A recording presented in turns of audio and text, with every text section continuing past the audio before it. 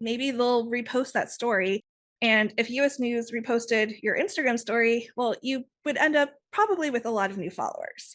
And I've had media outlets repost my stories. It's not something that's impossible. It sounds like kind of like one of those pipe dreams of having a huge media outlet share something, but this is how it's possible. Hello, and welcome to episode 14 of the Master the Media podcast. I'm your host, Amy Gorin, and I'm so excited to be here with you today. We are going to be talking about how to leverage your social media, even if you have no following or a very small following, to grow your media and brand partnership work. So before we dive into that, we're going to be talking a lot about leveraging your media work. So I want to help you get some of those media features. And one really great way to do that is by joining our free Facebook community where we share media feature opportunities pretty much every single day. So go to facebook.com/groups/media mastery with Amy. You can join our free Facebook group, get access to those opportunities, and I will also share that link in the show notes. So when it comes to using your social media platforms as an expert with influence, this is very different than how an influencer might try and leverage their social media platforms. So you'll hear me say over and over again, you don't need a social media following. You don't have to even be on social media to work with brands and get paid a lot of money from brands as a healthcare professional. And this is true. I stand by this. That said, it can't hurt to have like say an Instagram profile.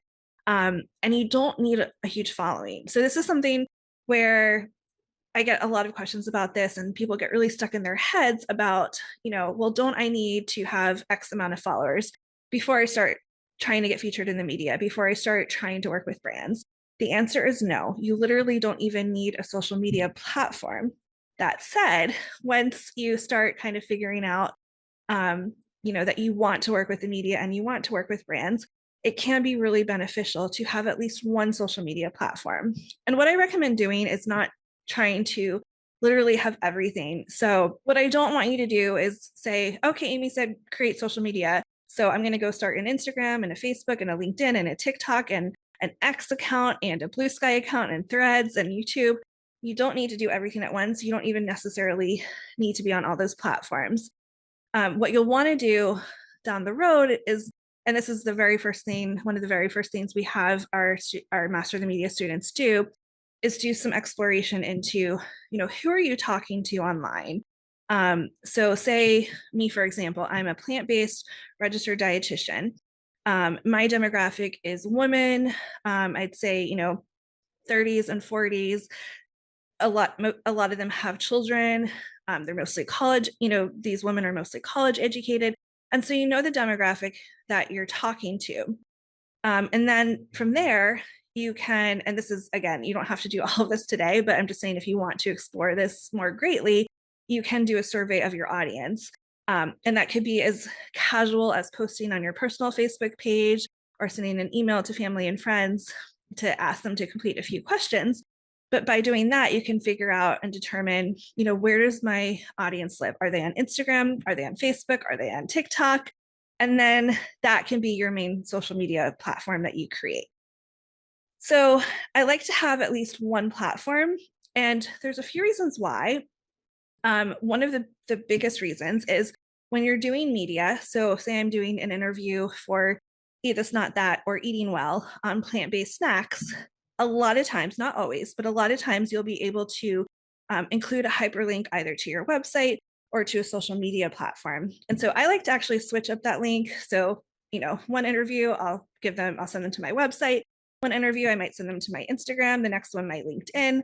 And by sending them to my social media, that's going to help me build my following just by the sheer fact that people are reading that article, they're clicking on that link. And so it's just a really easy way to get eyeballs on what you're doing. You by no means have to have a huge following on Instagram to create, to leverage the media to build your following. Another reason I really like to have this is because, the more ways that you have out there for people to find you and contact you, the better all of this is going to work out. The more media features you're going to get, the more brand partnership opportunities you're going to get.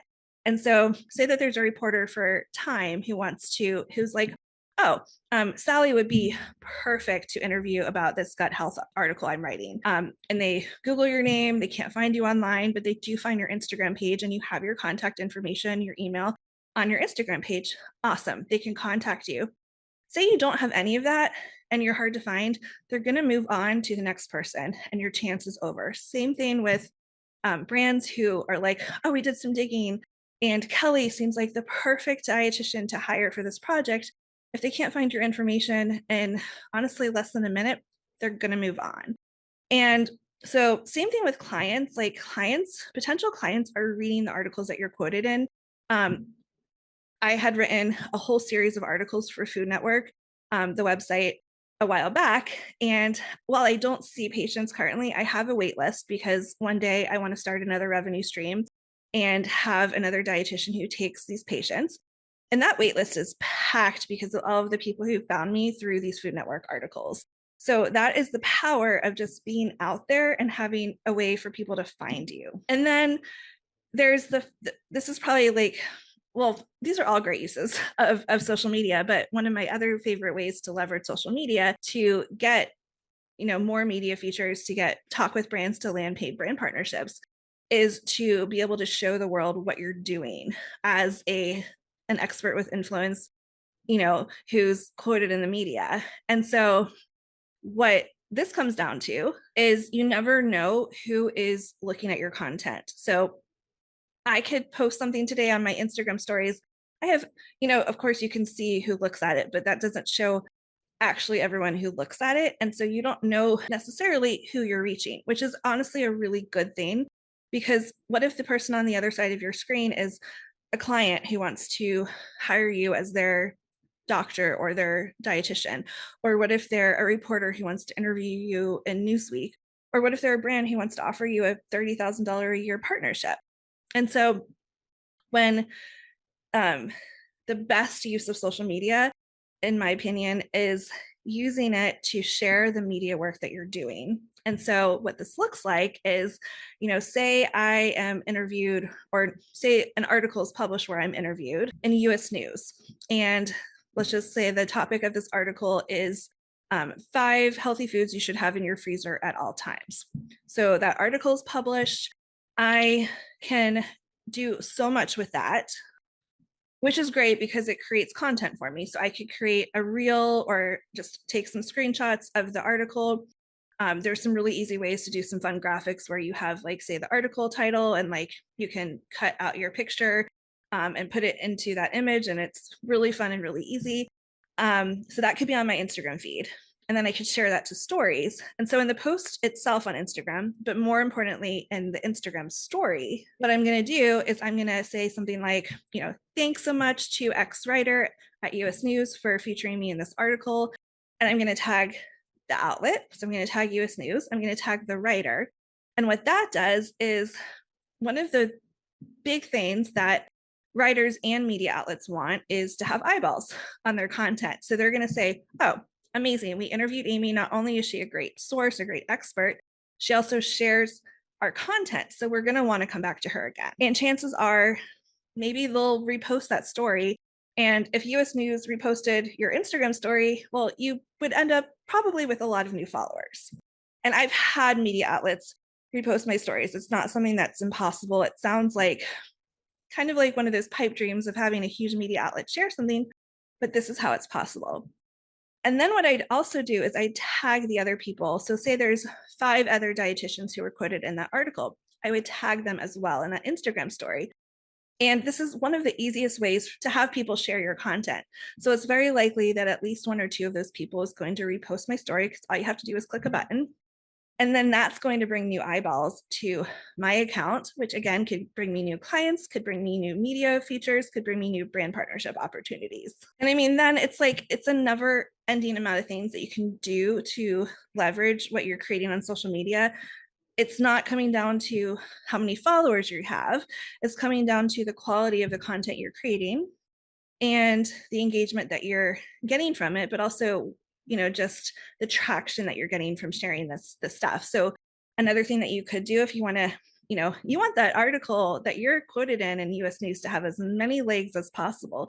So you have the article feature, you have the Instagram story, and the Instagram post. So let's say that you have a newsletter list of people who, you get their addresses when they come to your website. Say you're offering, there's ways to do this.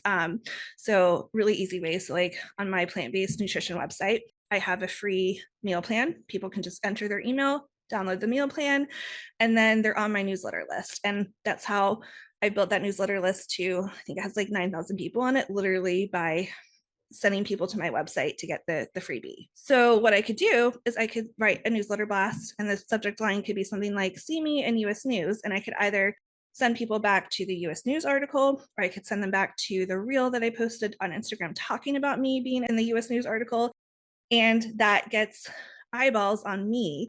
If I'm sending them to my Instagram account, it's getting probably potential followers on Instagram.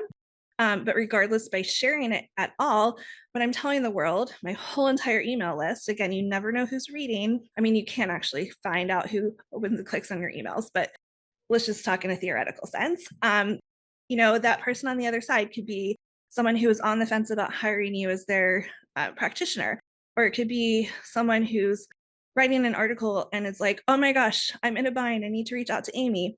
Or it could be a brand who's like, yes, this is the thing that's going to make us decide that we want to work with Amy and offer her a really robust partnership. Then I'm just going to touch on a few more things with your social media. Let's just use Instagram as the example. But there's a few basic things that you should do when you create these profiles. So just have a picture of yourself where it's pretty cropped in on your face. I love those kind of like that trending lifestyle shot where you're sitting in your kitchen, but if it's like, your picture is so tiny on that Instagram profile, you want people to be able to see your face. So you either want your name and your handle, or at the very least, your name in the title of your page so that you show up in searchability. And then you want to include keywords in your profile. You get a few lines of profile text. So for me, if I'm, making my nutrition Instagram account, I'd want to say plant-based dietitian in my profile. So that way, if anyone's searching plant-based dietitian, they find me really easily. And then you want to have your contact information. You can either have a business account on Instagram where people can click to email you, or you can literally just include your email in your bio. I also do like to have the last line of the profile text be a call to action. So you're encouraging people to engage with you in some way. The best way to do that these days, and you don't have to go all high tech right now, I'm just telling you, maybe start step one, just creating a profile, and do all of these other steps later. But the best way to do that is to have to use something called ManyChat, where people say DM you a word and meal plant-based, and then you set up an automation to send people a free meal plan or whatever you're advertising in your bio. And again, that acts the same way as an opt-in on a website, where you can send people to a link, they input their email, they get their free meal plan. If you have a smaller following and you don't want to deal with tech, you can even do this manually and just send people the link every time they DM you. But that's what I like to do with the bio. And then you also are allowed a couple of links. I would use one of them down the road, create something called a link in bio. There's several different services that have this. Later.com has one, but basically you can aggregate, like, okay, you click on this one link. By clicking on this link, you can get to my free download, my free Facebook group, my podcast, and then you don't have to worry about switching out your links here and there. I hope that this inspired you to at least have a social media account, to use it in some capacity, and not to obsess about your follower count, because that's not what matters here when you're working with media and working with brands as an expert with influence.